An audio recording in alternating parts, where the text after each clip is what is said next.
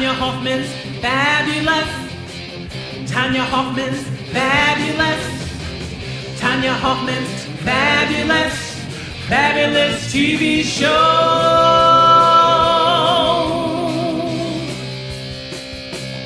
Tonya.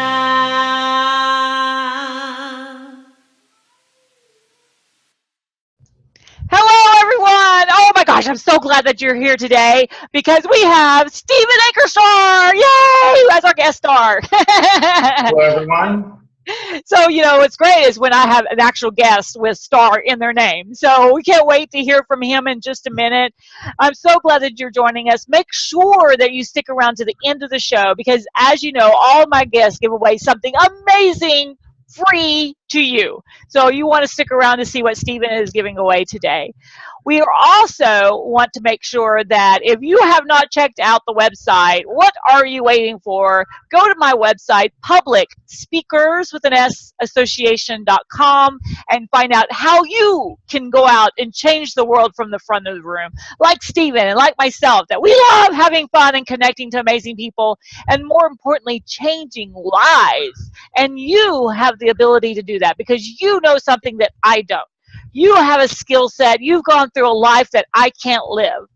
You've gone and learned things that I don't want to take the time to learn. So it is up to you and you alone to go out and make sure that you teach me and Stephen and other fabulous people that you get to meet how they can actually change and grow and expand and do whatever it is that you want to motivate them to do, right? And yes, I know some of you are going, but Tonya, I'm just little Susie. And I'm like, yes, that's what I used to think. Tonya Hofmann sitting in her car going, what? I don't know. I'm no one. No one wants to listen to me. Who wants to do anything with me? I discounted myself. And it was a shame. And I had to get over it. And I'm so glad I did. Because you get a chance to go out and meet people and really do change lives. And one of the other things that's so exciting, guess what? When you do all of this, amazing opportunities happen for you, wealth comes your way, you personally develop yourself to places and doing things that you didn't think you were ever able to do before. But the only way to do that is to take action. The only way to do that is to move forward. And so I want to encourage you today to do something that you've been afraid of. And I know because I had huge fears surrounding me. I mean, I was a complete introvert. It was easier for me not to say a word to anybody because it was safe. But then how sad is that? I didn't get to say a word to anybody. I didn't get to see how fabulous people really are. And don't worry about the really negative ones and the people that you don't want to know either way. If you meet one of those people like, oh, good, I found that negative person. Goodbye. I don't need to know them anymore. So move on. And that's why I wanted to bring Stephen in today, is because he is one of those people that as soon as I met him, I'm like, oh, my gosh, wow. He's not only incredibly proactive, which I personally love about people. He's a real go-getter, but he cares about the people he's meeting. I love sending people over his direction because I know he's going to take care of them. And that's why I wanted him on the show today to really help you make a difference. So how are you doing, Stephen? I'm doing fantastic, Tonya. Thank you for that wonderful introduction, and thank you for having me on your fabulous TV show here today. Absolutely. So tell us a little bit about you. How have you gone out and changed your world? Well, sounds great. First of all, I'm the CEO and founder of Afterburner Financial, based here in Austin, Texas. We're a financial services firm specializing in private wealth management and fee-only financial planning, trying to get you maximum performance out of your investments for a stress-free retirement. But how I got here today is actually a pretty interesting story. I was an Air Force brat. I grew up in an Air Force household, and then when I graduated high school, I went off and graduated from college and then joined the Air Force. And as you can see from the airplanes behind me, I got the opportunity, the absolute privilege to fly fighters for our country. I flew a couple of different types, but at the 20-year point, I missed my family, and plus I had a second career ahead of me, so that's when I decided to retire out of the Air Force, move to beautiful Round Rock, Texas, and start my financial services firm, and that was a year and a half ago. So I'm very, very excited, and thanks for having me on. Yay! So did you get to experience other cultures too while you were flying your airplanes? I did. Got to live in very unique places in the world, mostly into temporary status. So I went over to the Middle East several times, 1999, 2003, and again in 2012 for a whole year. I lived in the little country of Qatar there in the Persian Gulf. And one thing I learned as an American is that you go overseas and you miss certain things. You miss the Applebee's, or you miss the Panera Bread, or whatever happens to be your favorite restaurant. Things you just can't get when you're in another country somewhere. So you even get excited about little things like seeing a McDonald's or a Pizza Hut, and then you can go out of your way to go eat there. But it's very, very amazing opportunity that many of us in the military have had to get over and live in different cultures. And of course, that becomes who we are when we bring it back home. We have a broadened awareness of everyone else out there. Right. I know with my husband said when he lived in Germany for a while with his family, he's like, everything shut down, by 5 o'clock. There was nothing to do. And he was like, you're kidding me. He's out ready to go to a restaurant and they're all closed. He's like, what does this happen? That is exactly right. The whole idea of a convenience store to bail you out by not thinking of buying your food or whatever by 5 p.m. is just not a concept that other people value. So I remember that too. So I know, wow, you've got so much insight and so many techniques and tips that you can give us today. What kind of give us some insight to help us? Well, sure. The first thing I like to talk to people about is the whole concept of wealth. A lot of people out there, when I say I'm a private wealth manager, which is how I introduce myself to folks, most people just look at me and go, I don't know what that is. So I tend to pause for a second, then I say, how would you define wealth? And a lot of people don't have a real strong idea of what that really is to them, and it's different to everybody. But I'd like to throw out an insight for the audience today and see if you can resonate with this definition of wealth and incorporate it into your life. A lot of people think it's just money. Well, that's really the least important of the three factors I'll tell you about today. The first part of wealth is has three components, and the first part is your self-worth. You have to be right on the inside. You have to be happy with who you are. You have to be doing what you want to do, and you have to be fulfilled as an individual, whether that's spiritual, physical, financial, all of that wrapped into one. You have to be comfortable in your own skin. I'm a little sensitive to this because I was a commander in the military, and unfortunately the military has had problems over the years with suicide. But from folks that are maybe down and out on their luck or having trouble adjusting, or even successful people, as you can see from movie stars on occasion, that have everything in the whole world, but yet something wasn't right with themselves. So ask yourself today, how's your self-worth doing? And drop everything and take time to fix you if there's anything that you need to fix. I'm always working on me, trying to become a better version of me. So that's the first one, is self-worth. I love that. I love that. Because really for me, if I didn't work on myself, because I had such low self-esteem, right, that I didn't have any self-worth. I thought of everyone else was amazing, not me.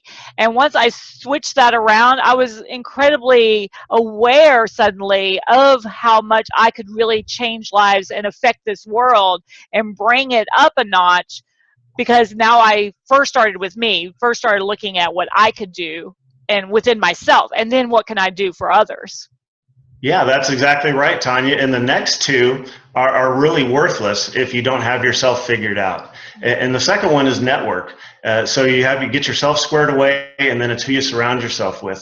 All of us have family. So good, strong relationships with family. That's one of the things that I'm very blessed now that I'm no longer in the military. Is a daddy to two little girls doesn't have to pack his bags and be gone for a year, and leave them wondering what daddy's off doing. I get to see them every day now. So starting with your network, starting with the family, making sure those relationships are strong, and then getting out and meeting peers in your industry, or if you're an entrepreneur, fellow entrepreneurs. Every time I have a conversation with a fellow entrepreneur, like at the Public Speakers Association meetings, I drive home from that more motivated than I was when I got up in the morning, because it's just a great experience building your network. You know, they always say the 10 people that you're closest to is really what your life looks like. So if you're hanging around people that are wow, wow, wow, you know, they're broke, their mindset is broke, right? Then Right. that's probably the way you're going to be. And so I started back in '07. I made my first rule is that you have to be nice. No mean, grumpy, negative people allowed. Because I was tired of being around people like that. And I wanted to surround myself with really nice, giving, collaborative type people, right?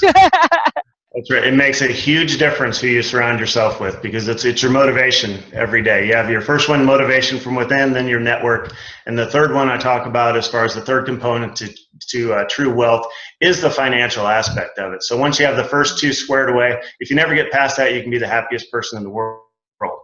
Financial resources, the third one, your net worth, is what really now opens the door for opportunities. You get to capitalize things, whether it's growing these relationships with your family by taking good vacations, or better, higher self-esteem by driving the car you want to drive, or if it's being able to go to conferences and network and meet new people or strengthen relationships with other peers you haven't seen in a long time.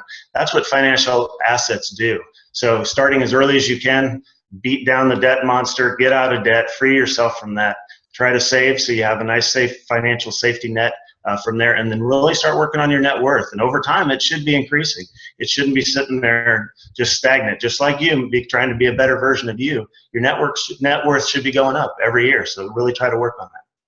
Right. I think that a lot of people, they're like, well, I don't have any money, so I guess it doesn't apply to me. What do you say to people like that? Well, I start with where, unfortunately, in this country, we don't teach financial literacy or financial education as part of our primary curriculum, and that's one thing that I would like to change. If I could change one thing in the world, it would be that, is to teach financial literacy at such a young age. And I'll start with my daughters. I don't use the phrase "a lot of money" anymore because that's very different for different people. But as a child, or even as an adult, but I'll use the child example, you may not have a lot of money. But even if you make, say, $10 an hour and work a 40-hour week, that's $400. The tax man's going to get some of that. But even if you're not making what you might consider a whole lot of money, you can always save 10% and try to make that 10% goal. And just like any other goal, if you don't make it this month, if it knocks you down, get right back up and try to make that 10% next month. And that's where it started. I was very fortunate growing up, but I started investing when I was 16. And it makes a huge difference, even if you're not very good at it. You don't even have to have the right investments. Just the fact that I saved and I invested, then it builds up over time. So you may be starting at 16, you may be starting at 56. It doesn't matter. All you can do is start today, start small, and start growing. Yeah, because something is better than nothing, right? Absolutely. In retirement, we all know how time flies, whether it's you look in the mirror and you say, wow, where did the crow's feet come from, or where did the hair go, or whatever it happens to be. Time flies. You look at your children, you blink your eyes, and they're twice as tall as they were last time. Well, same thing with retirement. There will come a day when you are not going to want to continue to work, or maybe you're unable to work, or maybe your employer no longer wants you at your work. So who knows what's down the road, but there is a point where retirement's coming, and my goal is to make that a stress-free experience for everybody, to try to do the things now so they can take care of their future selves. So once you get there, you won't have to be worried about a lot of things. Exactly. So when you look at, people, they're going through life and they're like, well, why would people want to hang around me, right? So self-worth, right? And it's also about building your net worth. And building people around you, because I see a lot of people are like, well, yeah, you're hanging around millionaires and billionaires, but I didn't start off that way. You have to give them a reason, and it's usually your self-worth going forward first. If you look confident and you look like you know what you're talking about, people will want to hang around you because people are curious, especially people with money. They're always curious when people have confidence. How do you help people kind of start the baseline? Do you first let them see how you can help them with their money issues first and then kind of help them with other things, or do you just kind of focus on the money? It really is interesting that you asked that Tonya. Thank you. Because I rarely start with money. The first thing I want to know is somebody is how are they doing? And it's we sometimes pass people in the hallway and say, how are you doing? And somebody will grumble something and we just walk on and maybe we're not really listening to the answer. But the first thing, me personally, that I pride myself on is asking how the person's doing. Because I really am kind of curious about that. How's the self-worth doing for an individual? Because maybe that's something to work on. And I know there are other professionals out there. I'm not a psychologist or a life coach or anything like that, but it is something I'm curious about, and that's where I start. And then I tend to go into, well, what sort of income do you have as far as what's your employment? And are you happy working there? Do you have a job, the job that I have to go to? Or do I have I'm in this career field and I'm in this profession? And I kind of listen to their answer as far as how are they doing within their potential source of income long term? Because that's something that if you're miserable in your job, I've had the greatest job in the world flying fighters, the second greatest job in the world taking care of people and their money, is you should be in the job you love. And I know that that's easy to say, and it's easy for folks that have been able to do that for themselves, but it's very difficult for somebody who's not in that situation to go, well, how do I do that? So we talk about some options there. So it's really money is the last thing we talk about, unless somebody asks me a ones and zeros question of how can I specifically do that. But if it's generally when I do a free consultation with somebody, I'll sit down and just go, how are you doing? How do you like your job? How's the family? That sort of thing. So really starting from the core there of wealth and working towards the money. I know I was a long time ago when I, was just getting started and everything. I remember going and I heard a lady at a networking group and she always came in, everyone can do this. Everybody has the capabilities of growing wealth. And she was just adorable. And then she had an opportunity to speak in front of the group that I was in. And I was really excited to hear her take because I was just starting out. I didn't have a lot of money yet. And I was kind of curious of how I could start doing something. She stood up in front of everyone after telling everyone forever that she wants to help them and says, now you have to come to me with $250,000 and then we can look at how to invest it. And all of us are looking at each other like, $250,000? Who's got that? I mean, totally blew that whole group away and shut down her business in that group, right? And Right. I see that a lot with financial advisors and, wealth management people, that you have to have a certain amount to start off with. Is that a reality, or is it something that only certain people kind of focus on?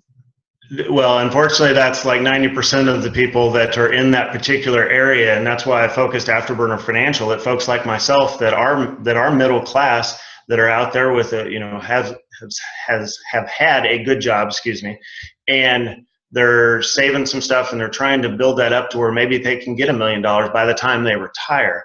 The financial services industry, you have like Dave Ramsey, for example, is a perfect get out of debt person, and he prices his products correctly. You can get his book or his books for $25 to $30, or his system, if you will, for around $120, $150. Affordable prices for folks that really need help and discipline to get out of the debt. And then there are your financial folks that are mostly targeting your used $250,000 and above. Well, sure, that's of course who they target, because there's a lot more payback there. There's a lot more ability to make money. But it really leaves that, unfortunately, middle part of the ladder in the United States is really left out, or they're on their own to try to figure everything out, and they can't afford a wealth manager that's going to charge them more than a fee, just like I am. So that's why I've targeted my business at the middle class, and hopefully my book I want to target coming out in July. It'll be On Time, On Target, 25 Financial Tips for America's Middle Class, and really trying to help folks that are out there that can't afford the traditional wealth manager, if you will. Right, exactly. And I know, everything starts with the first dollar. Even if you're, wanting to start, your own business. Well, you've got to start investing. You got to invest in yourself. You got to invest in your business. You got to invest in your wealth management, right? You've got to start someplace. That's right. And even entrepreneurs, just like the entrepreneur trail, a lot of the people that have the entrepreneur blood had the lemonade stand experienced their first failure trying to sell lemonade during garage sale day out at the end of the driveway, right? So yeah, you really do have to start somewhere and just continue to grow. And if you get knocked down, get back up and get right back at it. Exactly. And it's so doable for everybody. There's so many people that are like, oh, but that doesn't apply to me. And I'm like, how does it not apply? I try to appreciate them. When I talk to folks about that is, all the things I say seem easy, but they're not necessarily, or not for everybody, because everybody doesn't start in the same place. I tell my daughters we'll work our whole lives to get at the same point where somebody else might just be born into. Than above us, where somebody that was really born in a challenging situation may never make it to they'll spend their whole lives trying to make it better for themselves and their family, but there's only so far you can get in the time that you're here. So just the fact of your move, trying to make yourself better, your family better, and then increase your net worth is all you can do, and try to do the best you can. Exactly. And don't discount yourself. So many people that I meet, they're like, well, I've never made more than $2,000 in a month. I'm like, well, doesn't mean you can't. It's all up here. If you say you can do it and you figure out a plan and you actually execute, you can make it. It's just like saving, income and saving to, retirement. Some people are like, oh, I'll never retire. I won't ever have that kind of money. And I'm like, well, yeah, because you don't even think you can. That's true, and it's not what you make, it's what you keep. And there are plenty of people out there, and I'm not picking on the NFL, but you have in the NFL a particular case where you have young athletes making, I think I read the minimum salary was $750,000, or they're making big numbers, especially for their age. And it's not what you make, it's what you keep. So if a person's making $2,000 a month and they keep 10%, they're putting $200 away. Well, if you're making $750,000 because you're a rookie in the NFL, but you're spending $800, well, you're working backwards. So it's all living within your means and trying to increase that income if you can. But if you can't, just live within your means and save a little bit on the side, and you'll be able to make it to that stress-free retirement. I love that. I love that. So everybody out there, really, start today. You could do this, and you can create so much momentum for yourself and your family and, whoever. And one of the things that I think that is really challenging, especially for women, right? A lot of times we're like, oh, we're going to allow, our husbands to do that part. Or, oh, I just don't understand it. They all talk men language, instead of going, okay, I've got to figure this out. So ladies, I don't want you to go, oh, well, because I know I've totally been there. I talk to women all the time. They're like, I have no idea, what our finances are. It's really, it's not necessarily gender specific. I would agree with that. That has been the way traditionally. But I do, and I prefer to always talk to couples if they're married, so everybody's on the same page, because finance can be kind of stressful, especially if only one person is talking about it. But every household has a financial sheriff. The person that really holds the ultimate hammer on, yes, we can buy this, no, we can't afford that, or things like that. Very rarely do you see a couple where people split things 50-50. So you're right. But the other person out there where I see it in the financial world is, if the financial sheriff is the first one, unfortunately, way down the road to pass away, then the other person really, that's where they can be in a square corner. So if they don't have a financial advisor to fall back on at that point, then they might just be reaching out to anybody, not somebody they've trusted for years.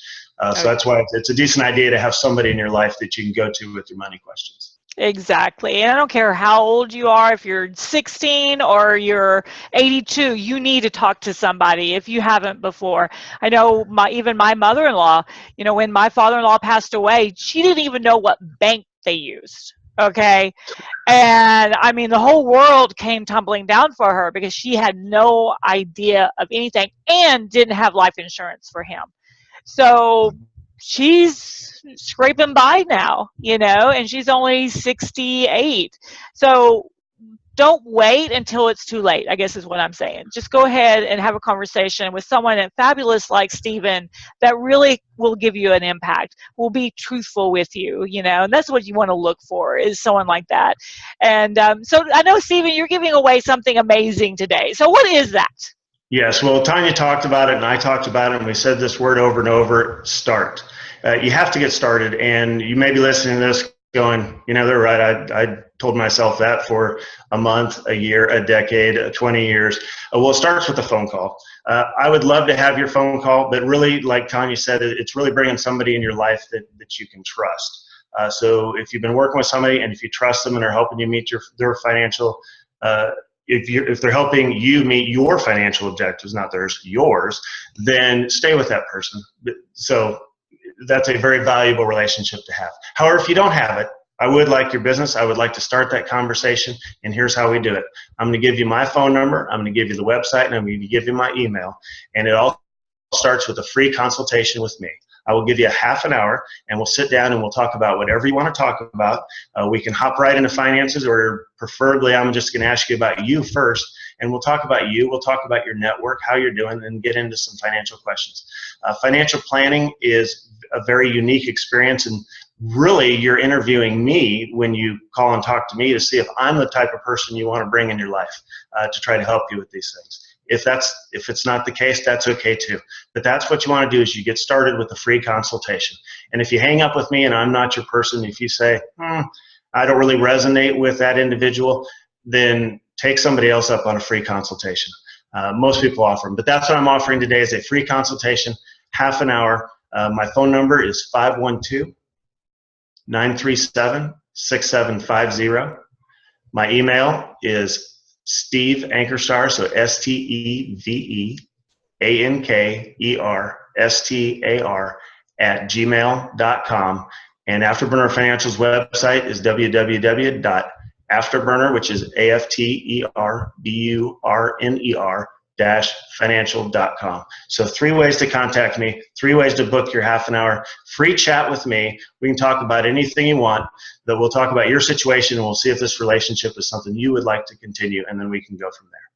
Perfect. So make sure that you take advantage of that. Even if you're feeling a little squirmy right now going, oh, I know I need to, then just do it. It's free. I mean, he doesn't bite. So always take advantage of this fabulous offers, because it's only there to help you, right? He's not there to do anything but help and just give you insights. Sometimes you just need insights. Even if you've been using someone forever, sometimes it's good to have someone else kind of check and see what are they doing and why. Right. It's like always getting a second opinion, when you go to the doctor. I use the analogy of wealth care is like health care. If you trust your doctor and it's great and everything's going well, then stay with them for life. If not, second opinions are okay. So you're right, Tonya.